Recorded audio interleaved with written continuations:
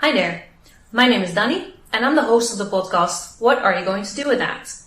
Next to the podcast, we also have a YouTube channel with the same name, where we try in short videos like this one to give you some tips and advice from everything we've learned so far through our guests on the podcast.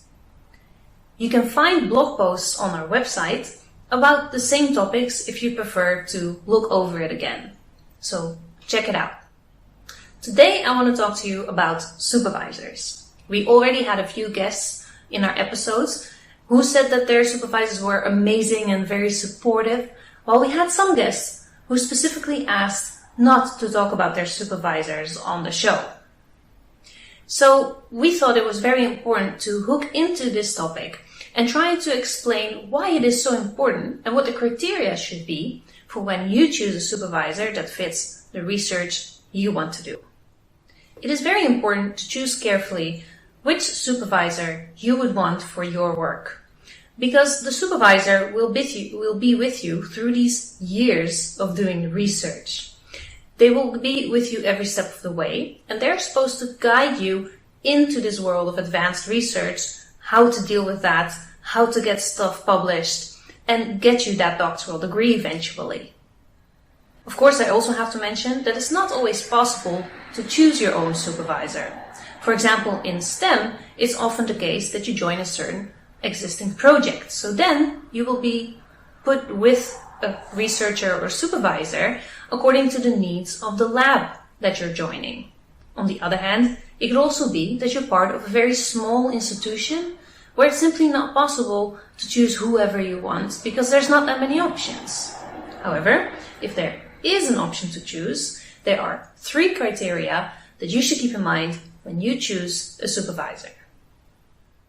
These criteria are character, field relevance, and promoting ECRs or early career researchers. So the first one is character.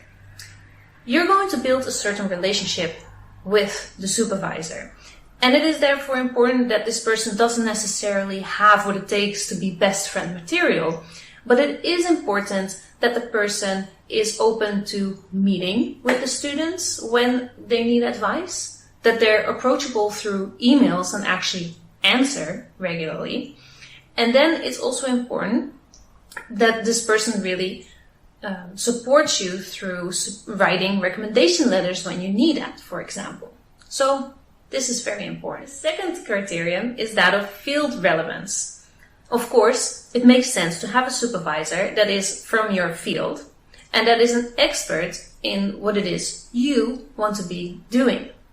That would really help you to understand the current state of the research that you need to really get your base and training in, and also to know where it would be good for you to publish, because your supervisor already knows that field and can guide you into it. And then the third criterion was that of promoting ECRs. Do you know anything about your potential supervisor's support for people who are almost done working with him or her, and really support them in trying to find the next step after the PhD? So think a little bit about what you're going to do ahead when you're done.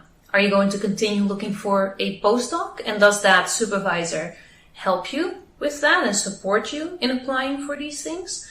Or is there something else you specifically want to do in another career that your supervisor could help you with?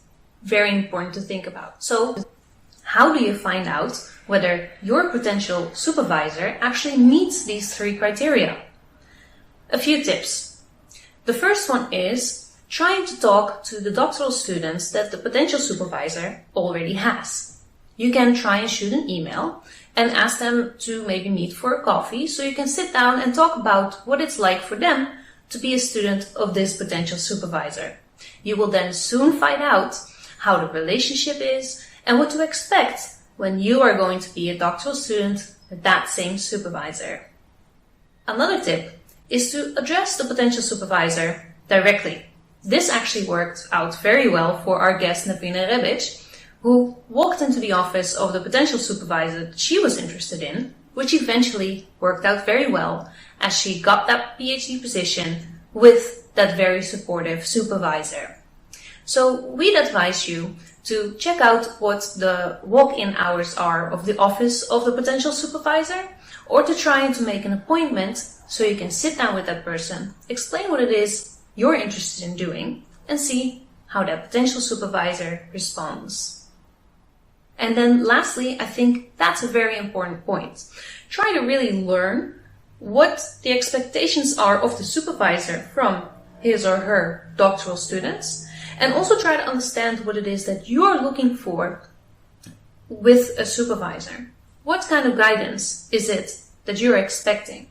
Because these expectations should really click and match before you're able to work together.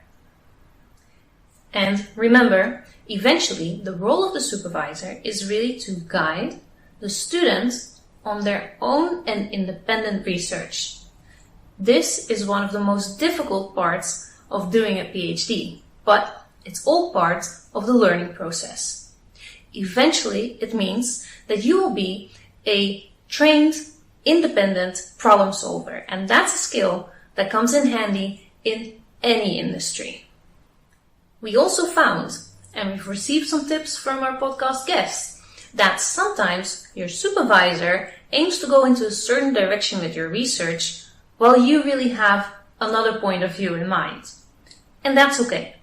As long as you are really trained in your research field and you're a bit more advanced with doing research and writing it, you could say to your supervisor, listen, I don't agree with the direction you want to go in. I want to do it as such and such. And that's okay. Just make sure that you bring it in a decent manner and that you also explain your arguments and the why behind it. Let's also talk about the elephant in the room. What if you don't get along with your chosen supervisor? Well, in that case, we have a tip or recommendation for you. It could be interesting for you to look into getting an additional or second supervisor in this case. It would help you get the guidance that you're still looking for without burning bridges with that original supervisor. And this way you could explain to both that you're interested in having this additional supervisor because it could bring extra expertise to your research or look at your research from a different angle. In a few cases, it does happen that a very unhealthy relationship develops between the supervisor and the student. Sometimes that doesn't allow you to continue your work and your research in a professional manner anymore. In such a case, it could be wise to really switch up and choose for a different supervisor instead of sticking too long with a person that might affect your mental health and your later career. So, let us know what you think. How did you get a supervisor? What would you advise to future PhD students to do when they're about to choose one? Let us know in the comments below, and see you in the next video.